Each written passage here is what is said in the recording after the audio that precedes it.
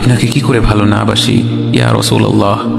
যখন আপনি আমাকে ভালোবেসেছেন সেই 1400 বছর আগে, যখন আপনি আমাকে মিস করতেন, আশা করতেন যেন আমার সাথে দেখা করতে পারেন, অথচ তখনও আমি জন্মই হইনি।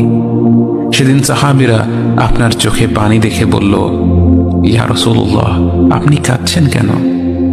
আপনি বললেন, আমার ভাইদের খুব দেখতে ইচ্ছে করছে। সাহাবীরা বললেন, আমরা কি আপনার ভাই নই ইয়া রাসূলুল্লাহ? আপনি বললেন, না, তোমরা আমার সাহাবী।